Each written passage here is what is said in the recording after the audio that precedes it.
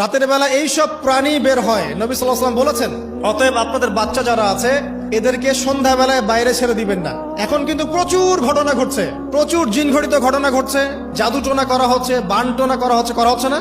নবী সাল্লাল্লাহু আলাইহি ওয়াসাল্লাম বলেছেন, রাতের বেলা তোমরা বাচ্চাদেরকে সন্ধ্যাবেলা ছেড়ে দিও না, আগে ভালো করে সন্ধ্যাটা হয়ে যাক, যদি ছাড়তে হয় তারপর ছেড়ো। তারপর রাতের রাত যখন গভীর হবে তখন তোমরা এলোপাথালি ঘোরাফেরা করো না, রাস্তাঘাটে বনে জঙ্গলে ঘোরাফেরা করো না, কারণ এই সময় এমন কিছু মাখলুককে আল্লাহ পাক ছেড়ে দেন যাদেরকে তোমরা দেখো না। এখন সায়েন্সের যুগ তো, মানুষ মনে করে এগুলোর কোনো ভিত্তি নাই মনে হয়। কোরআন বলছে জাদু সত্য, কোরআন বলছে জাদু সত্য। কোন সূরা? সূরা বাকারা আয়াত নাম্বার 101, 102 পড়ে দেখেন। ওয়াত্তাবিউ মা তাতলু শায়াতিন আলা মুলকি সুলাইমান, এই আয়াতটা পড়েন, বিশাল একটা আয়াত আছে। ওয়া মা কাফারা সুলাইমান ওয়ালাকিন্না শায়াতিন কাফারু ইউআল্লিমুনা আন-নাস সিহর। এই সিহর দিয়ে কি হতো? মা ইউফাররিকুনা বিহি বাইনাল মারই ওয়া যাওজিহি। সুলাইমান আলাইহিস সালামের সময় এই জাদুবিদ্যার প্রচলন ছড়িয়ে পড়ে।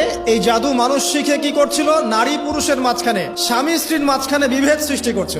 এখন দেখেন না, পরিবারের স্বামী স্ত্রীর বন্ধন ভেঙে যায় না, কেউ কাউকে দেখতে পারে না, এমন হচ্ছে না? খুব ভালো সম্পর্ক হঠাৎ করে সম্পর্ক খারাপ। এই জাদুবিদ্যা সত্য। এবং এখনকার অনেক ভণ্ড যে কবিরাজগুলো বের হয়েছে, এরা জিনকে তাবে করে নিয়ে এই জিনদের মধ্য দিয়ে মানুষের মধ্যে জাদু ছড়িয়ে দিয়েছে। এই জাদুবিদ্যা সত্য।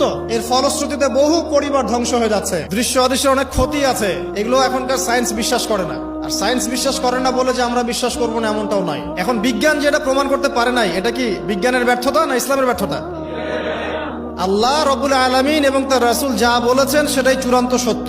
সেটা আমরা প্রমাণ করতে পারি বা না পারি, এটাকে অন্ধভাবেই বিশ্বাস করতে হবে। এটাই হচ্ছে একটা মৌলবাদী কনসেপ্ট। আর এভাবে ইসলামের মৌলিক বিষয়গুলোকে না মানলে কেউ মুসলিমই হবে না। কথা কি বুঝতে পারছেন? আচ্ছা, তিনি বলছেন রাতের বেলা এমন কিছু মাখলুক বের হয় যাদেরকে তোমরা দেখো না। দুষ্ট জিন বের হয়। কি বের হয়? জিন জাতি নাই পৃথিবীতে? আল্লাহ পাক সূরা জিন নামে একটা গোটা সূরা নাজিল করেছেন, করেন নাই? কুলু হিয়া ইলাইয়া أنه استمع نفر من الجن وقالوا إنا سمعنا قرآنا عجبا। জিনদের একটা দল কোরআন শুনে বলেছিল যে আমরা অদ্ভুত আজব একটা কোরআন শুনেছি। তারপর তারা গিয়ে তাদের কওমের কাছে ইসলামের দাওয়াত দেয়, ওই কওম ইসলাম কবুল করে। এটা নবী সাল্লাল্লাহু আলাইহি ওয়াসাল্লামের জীবনের সেই সময়কার ঘটনা, যখন নবীজি তায়েফ থেকে ফিরে আসছেন। তায়েফবাসী তাকে অত্যাচার করলো, তিনি নাখলা উপত্যকায় এসে নামাজ পড়ছেন, ওই নামাজের কেরাত শুনে জিনরা ইসলাম কবুল করেছে। সূরা জিনে আল্লাহ পাক এই কথা নাজিল করেছেন। তো আল্লাহ পাক যে বলছেন জিন জাতি আছে, আল্লাহ কি মিথ্যা কথা বলছেন? নাকি নাসা যখন বলে এলিয়েন আছে তখন ওইটা সত্য, আর আল্লাহ বলছেন জিন জাতি আছে এটা মিথ্যা? তা আমাদেরকে আবার নতুন করে মুসলমান হওয়া লাগবে এখন না? আমাদের কনসেপ্ট চেঞ্জ হয়ে গেছে। আবার দেখেন আল্লাহ পাক বলছেন সূরা জারিয়াতের 56 নম্বর আয়াতে, ওয়া মা খালাকতুল জিন্না ওয়াল ইনসা